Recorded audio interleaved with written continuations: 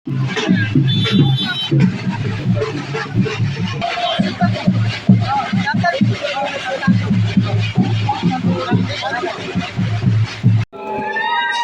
ବାସଳୀଙ୍କର ଆମର ତାଙ୍କୁ ଶାଢ଼ୀ ତାଙ୍କୁ ଆମେ ଏଇ ମନ୍ତ୍ରୀ ମହୋଦୟଙ୍କ ମାଧ୍ୟମରେ ଆମେ ତାଙ୍କୁ ଆହ୍ୱାନ କରୁଛୁ।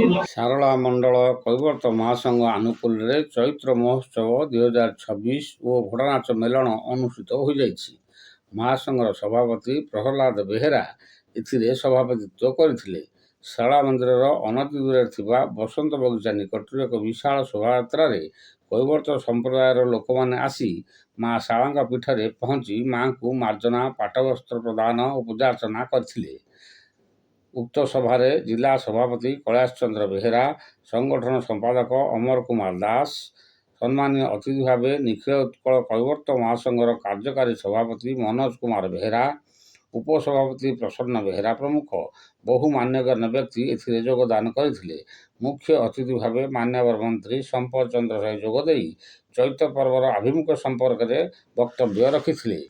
କୈବର୍ତ୍ତଙ୍କ ସୁସଜ୍ଜିତ ଘୋଡ଼ା ଓ ସୈନ୍ୟମାନଙ୍କୁ ମାନ୍ୟବର ମନ୍ତ୍ରୀ ଶାଢ଼ୀ ଓ ଉତ୍ତରୀୟ ପ୍ରଦାନ କରି ମା ବାସଳୀଙ୍କ ପାଖରେ ସେମାନଙ୍କ ଉନ୍ନତି ପାଇଁ ପ୍ରାର୍ଥନା କରିଥିଲେ।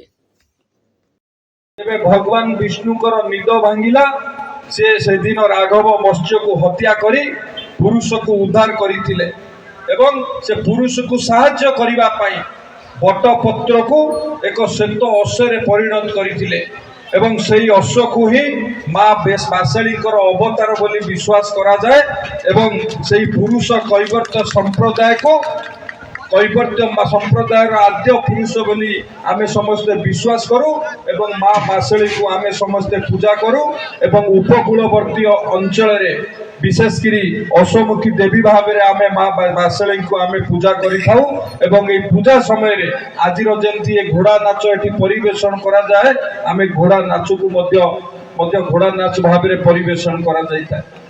ମହାପ୍ରଭୁ ଜଗନ୍ନାଥଙ୍କ ଆମର ଏଇଟା ଘୋଡ଼ା ମେଲଣ ଯେଉଁଟା ଆମର ଅଷ୍ଟଦେବୀ ବାସୁଳୀ ଠାକୁରଙ୍କର ଯେଉଁ ଘୋଡ଼ା ଥାଏ, ପୂର୍ଣ୍ଣମୀ ଦିନ ସମସ୍ତଙ୍କ ଘରେ ପୂଜା ହୋଇଥାଏ ଏବଂ ମନ୍ଦିର ପାଖରେ ବି ପୂଜା ହୁଏ। ଯେହେତୁ ଆମର ପୂର୍ବପୁରୁଷରୁ ଏଇଟା ଅଛି ନୀତି ଯେ କି ପୂର୍ଣ୍ଣମୀ ବାସୁଳୀ ଯେଉଁ ଘୋଡ଼ା ସେମାନେ ସବୁ ଆସନ୍ତି ଏଠି ମାଆଙ୍କ ପାଖରେ ଭୋଗରାଗ, ମାଆଙ୍କ ପାଖରେ ଉପସ୍ଥିତ ହେଲେ ମାଆଙ୍କର ନୀତି ହୁଏ। ମାଆଙ୍କ ନୀତିକି ବଜାୟ ରଖିବା ପାଇଁ ୟାର ପ୍ରୟାସ ଆମର ଏଇଥିପାଇଁ ଘୋଡ଼ା ମେଲଣ ଥିଲା। ତାପରେ ଏଠାରେ ମନ୍ଦିର ଟ୍ରଷ୍ଟି ତରଫରୁ ତାଙ୍କୁ ଶାଢ଼ୀ ଦିଆଯାଏ ଆଉ ଘୋଡ଼ାମାନଙ୍କୁ ସବୁ ବାସୁଳୀ ମା ଘୋଡ଼ାମାନଙ୍କୁ ସମସ୍ତଙ୍କୁ ପୂଜା ଅର୍ଚ୍ଚନା ବଡ଼ ପଣ୍ଡା କରନ୍ତି। ତାପରେ ମାଆଙ୍କ ନୀତି ହୁଏ, ମା ଶାରଳାଙ୍କର ନୀତି ହୁଏ। କରାଯାଉଛି ଏଇଟା କୈବର୍ତ୍ତ ଜାତି ହେଉଛି ମହାନ ଜାତି। ଇଏ ଚାରି ଯୁଗରେ ସତ୍ୟ ଦ୍ୱାପର ତ୍ରେତୟା କଳି ଯୁଗରେ ପୁରାଣ ପୃଷ୍ଠାରେ କୈବର୍ତ୍ତ ଜାତିର ନାଁ ଅଛି। ତେଣୁ କୈବର୍ତ୍ତ ଜାତିର ଇଷ୍ଟଦେବୀ ହେଲେ ମା ବାସଳୀ। ତା ମା ବାସଳୀଙ୍କର ପୂଜା ଅର୍ଚ୍ଚନା ଚୈତ୍ର ପୂର୍ଣ୍ଣମୀ ଦିନ ଆମର ଇଷ୍ଟଦେବୀ ଭାବରେ ଆମେ କୈବର୍ତ୍ତ ଜାତି ପୂଜା ଅର୍ଚ୍ଚନା କରିଆସୁ। କିନ୍ତୁ ସେହି ପରିପ୍ରେକ୍ଷୀରେ ଆମର ସାରା ରାଜ୍ୟରେ ଓଡ଼ିଶାରେ ଆମର ଯେତେ ଦେବାଦେବୀ ଅଛନ୍ତି କି ପୀଠ ଦେବତା ଅଛନ୍ତି, କୈବର୍ତ୍ତ ଜାତିଙ୍କର ସବୁ ପରମ୍ପରା ରୀତିନୀତି ମନ୍ଦିର ପରିସର ମଧ୍ୟରେ ବଜାୟ ରହିଅଛି। ଆମର ଯାହାକି ଜଗତସିଂହପୁର ଜିଲ୍ଲାରେ ଶାରଳା ପୀଠ, ଏଠି ପରମ୍ପରା ଅଦ୍ୟାବଧି ଆବାମାନ କାଳରୁ ବଜାୟ ରହିଆସିଛି। ଶାରଳାଙ୍କ ପୀଠରେ ଚୈତ୍ର ପୂର୍ଣ୍ଣମୀ ବାସି 16 ଘୋଡ଼ା ଆସିଲେ ତାଙ୍କର 16 ଖଣ୍ଡ ଶାଢ଼ୀ ପିନ୍ଧି ତାଙ୍କୁ ମାର୍ଜନା କରାଗଲେ ମାଆଙ୍କ ମାର୍ଜନା ହୋଇପାରିବ, ନଚେତ୍ ମାଆଙ୍କ ମାର୍ଜନା ବନ୍ଦ ରହିବ, ଯାହାକି ଅଦ୍ୟାବଧି ସେଇଟା ବଜାୟ ରହିଅଛି ଏବଂ ଟ୍ରଷ୍ଟ ବୋର୍ଡ଼ ସେଇଟାକୁ କୈବର୍ତ୍ତ ଜାତିକି ସେମାନେ ନିମନ୍ତ୍ରଣ କରି ଘୋଡ଼ାମାନଙ୍କୁ ଚୈତ୍ର ପୂର୍ଣ୍ଣମୀ ଦିନ ମଣ୍ଡିଲା ପରେ ଚୈତ୍ର ପୂର୍ଣ୍ଣମୀ ବାସି ଆଣି ମନ୍ଦିର ପରିସରରେ ପହଞ୍ଚାନ୍ତି। ଏହିପରି